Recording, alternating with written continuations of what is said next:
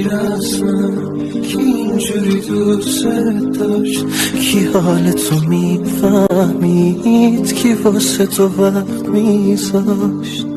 بگو غیر از من کی هر جوری میخواسته؟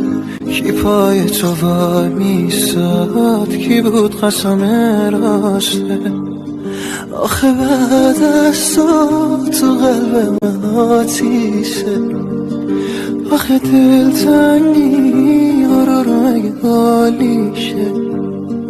دیدی آخر تو چجوری این قلبو زدی از ریشه؟ حالا کو تو من بدون تو عاشق شم؟